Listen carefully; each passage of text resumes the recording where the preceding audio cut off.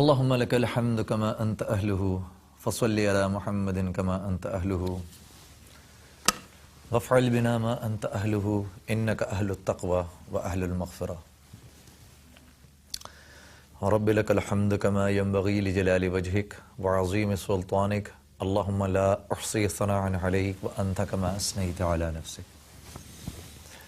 ناظرین کرام السلام علیکم.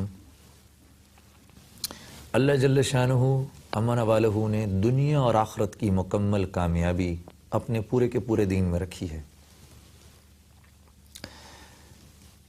یہ دین کس کو کہتے ہیں؟ دین کہتے ہیں اللہ جل جلالہ کے احکامات کو جو مجھ پہ اور میری اور آپ کی طرف ہماری 24 گھنٹے کی زندگی میں متوجہ ہوتے ہیں، ان احکامات کو ایسے پورا کرنا جیسے ان کو جناب رسول اللہ صلی اللہ علیہ وسلم نے پورا کیا. یہ دین ہے. ازل سے لے کر اب تک، حضرت آدم علیہ السلام سے لے کر اب تک 1,24,000 انبیاء علیہ الصلوۃ والسلام اس دنیا میں آئے اور سب نے آ کر ایک یہی سبق سکھایا کہ یہ دنیا کی زندگی وقتی ہے، یہ ایک گزرگاہ کی طرح ہے اور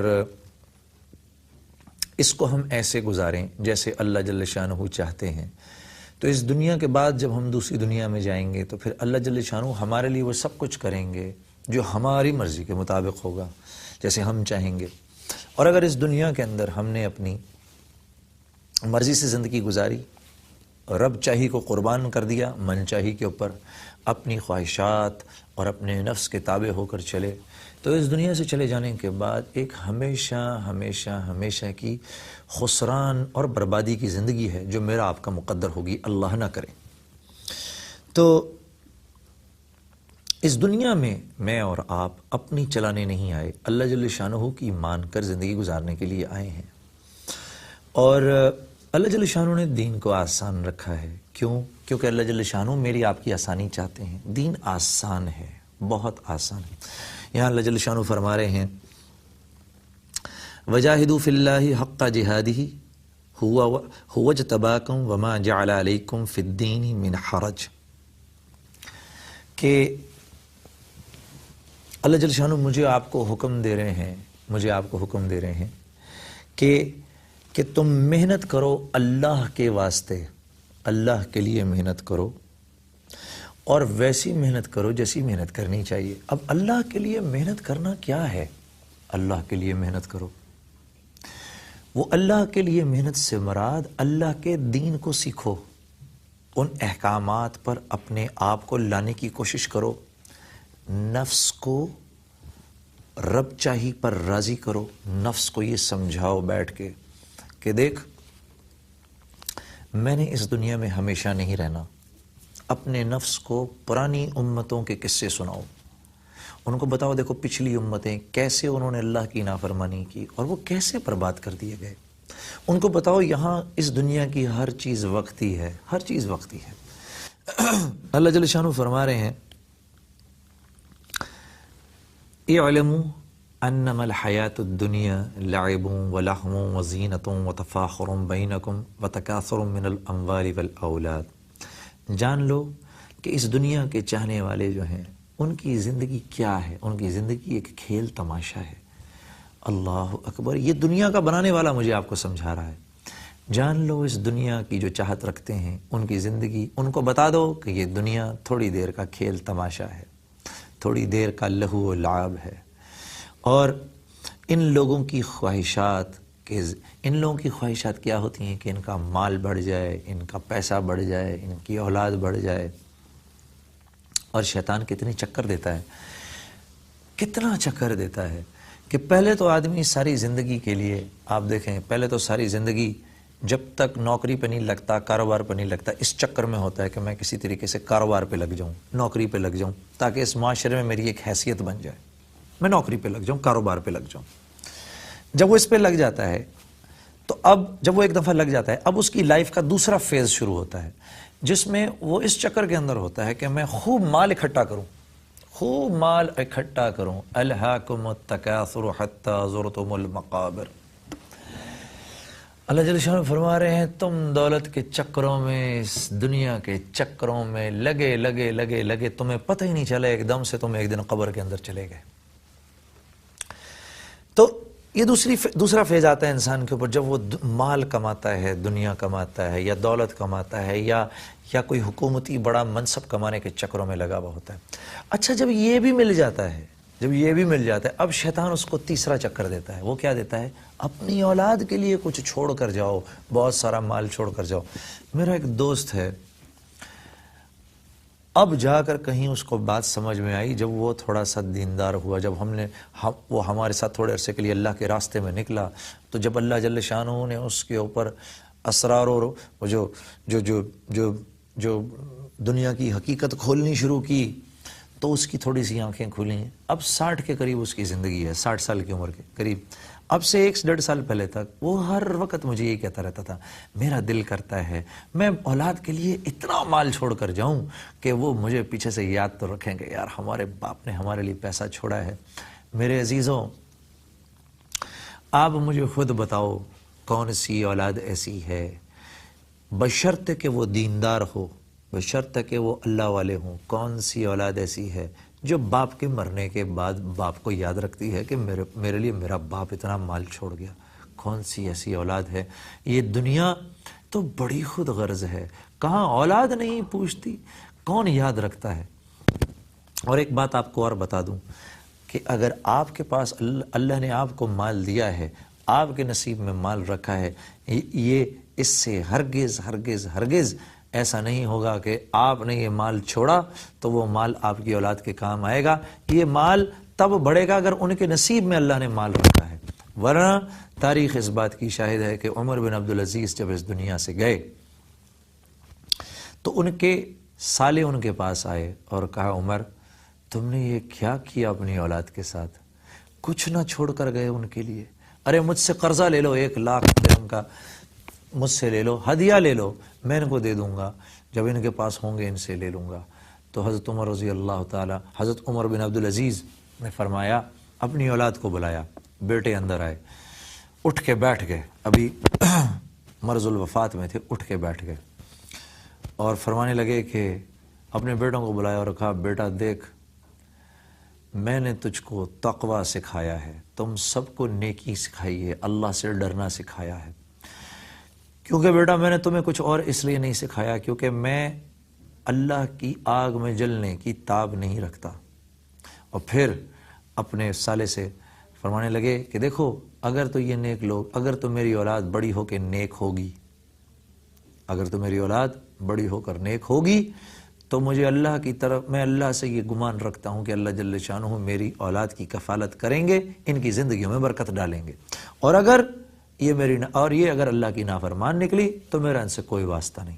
اور تاریخ اس بات کی شاہد ہے کہ ایک وقت آیا کہ حضرت عمر بن عبدالعزیز کے بیٹے مختلف علاقوں کے گورنر بنے، ایک وقت میں 1,000 گھوڑے سامان سے بھر کر اللہ کے راستے میں بھیجا کرتے تھے، اور حشام بن عبد الملک جو کہ اپنے وقت کا بہت بڑا خلیفہ تھا، اپنے ایک بیٹے کے لیے 10 لاکھ درہم چھوڑ کر گیا، اور تاریخ شاہد ہے کہ اس کے بیٹے دمشق کی جامع مسجد کی سیڑھیوں پر بیٹھ کر بھیک مانگا کرتے تھے اور لوگوں سے یہ کہا کرتے تھے کہ یہ مسجد ہمارے باپ کی بنائی ہوئی ہے۔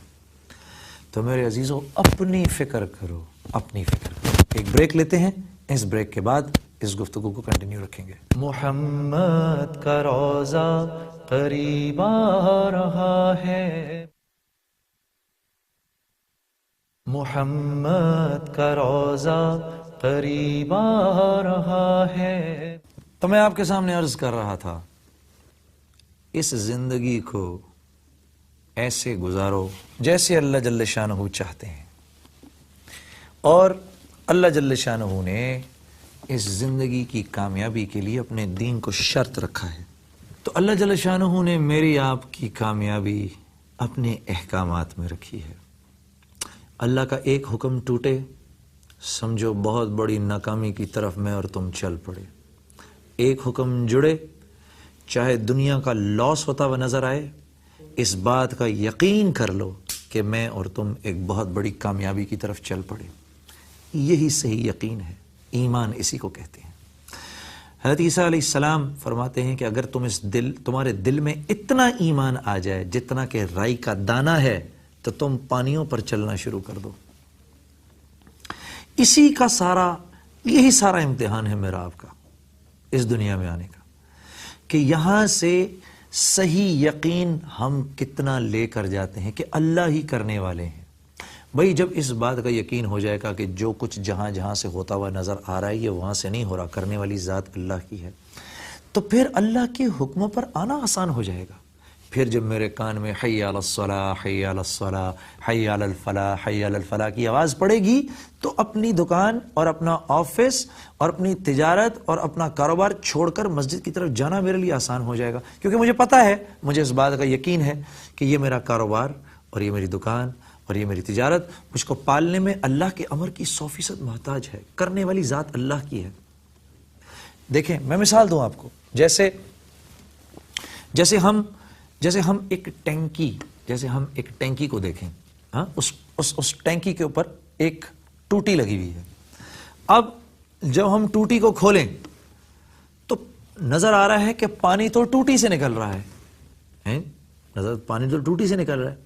اگر میں آپ کو یہ کہنا شروع کر دوں کہ میرے بھائی اصل میں جتنا پانی ہے نا یہ سب اس ٹوٹی کے اندر بھرا ہوا ہے، تو آپ مجھے کیا کہیں گے؟ آپ مجھے سمجھائیں گے نہیں جنید بھائی ایسے نہیں ہے، یہ پانی اس ٹوٹی سے نکلتا ہوا تو نظر آ رہا ہے، لیکن اصل میں یہ جو اوپر آپ ٹینک دیکھ رہے ہیں نا، پانی اس ٹینک میں ہے جو پتہ نہیں چل رہا، ہم کو نظر نہیں آ رہا۔ یہ اس ٹوٹی کو اس ٹینکی کو اس ٹوٹی کی ضرورت نہیں ہے، یہاں تو کوئی دوسری ٹوٹی بھی لگ جائے گی تب بھی نکل جائے گا، لیکن اگر اس ٹوٹی کے اوپر یہ ٹینک لگا ہوا نہیں ہوگا تو پانی نہیں مل سکتا، چاہے آپ اس ٹوٹی کو کتنی مرتبہ کھولیں اور بند کریں۔ بالکل اسی طریقے سے ہماری یہ جو ملازمتیں ہیں اور ہماری تجارت ہے اور ہمارا کاروبار ہے، میرے عزیزو، یہ 100% مجھے تمہیں فائدہ پہنچانے میں، ہماری ضروریات کو پورا کرنے میں، ہمیں راحت اور آرام دینے میں اللہ کے امر کا محتاج ہے۔ اللہ چاہیں گے تو یہ ہمیں فائدہ دے گا، اللہ نہیں چاہیں گے ہمیں فائدہ نہیں ملے گا۔ ما اصاب من مصیبت فی الارض ولا فی انفسکم الا فی کتاب من قبل ان نبرأها ان ذلک علی اللہ یسیر۔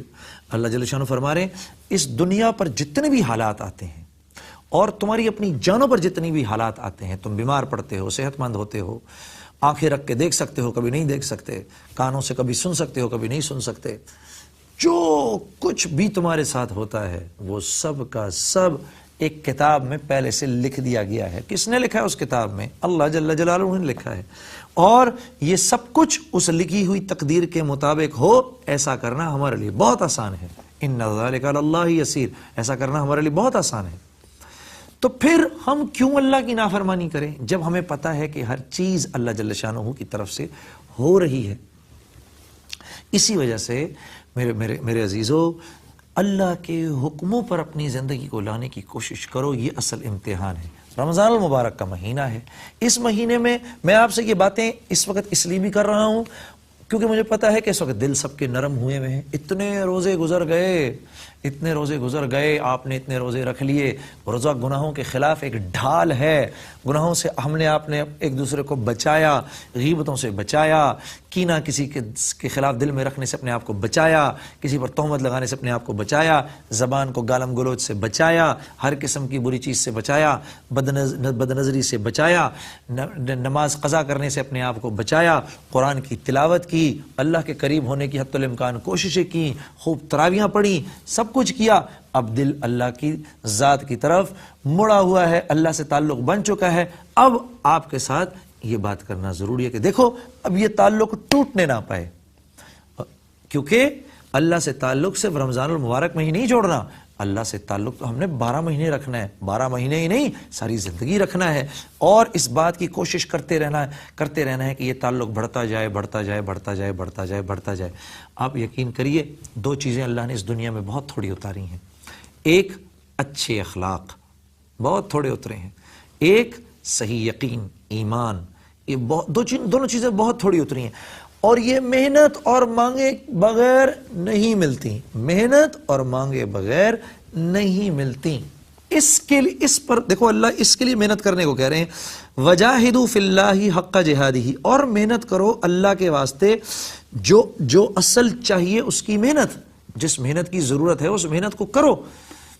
کہیں اللہ جل شانہ نے نہیں فرمایا کہ محنت کرو مال کمانے کے لیے، محنت کرو فیکٹریاں بنانے کے لیے، محنت کرو تجارت کرنے کے لیے، محنت کرو فلاں کرنے کے لیے نہیں، اپنے سے تعلق جوڑنے کے لیے محنت کرو، کیونکہ اس کے لیے اگر تم محنت نہیں کرو گے تو یہ تعلق نہیں جڑے گا۔ دنیا اللہ یبسط الرزق لمن یشاء ویقدر، اللہ جل شانہ فرما رہے ہیں کسی کو میں رزق دوں گا زیادہ، کسی کو رزق دوں گا تھوڑا، وترزق من تشاء بغیر حساب، اور ہاں وہ تو ہے ہی جس کو میرا دل کرے گا بے حساب بھی دے دوں گا۔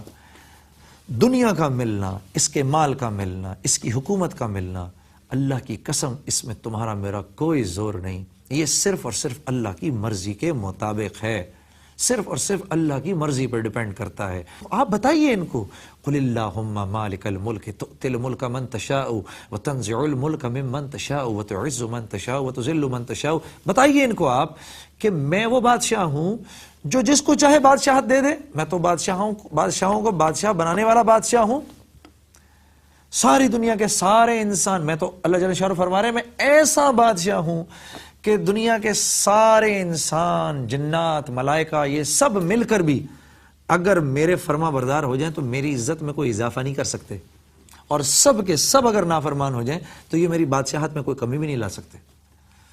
تو میرے عزیزو دیکھو، یہ وقت صحیح یقین بنانے کا ہے، یہ یقین صحیح ہو گیا تو تمہارا جسم تمہیں ان اعمال پر لگائے گا جن اعمال سے اللہ کی رضا ملتی ہے، اور یہی تمہارا میرا اس دنیا میں آنے کا مقصد ہے۔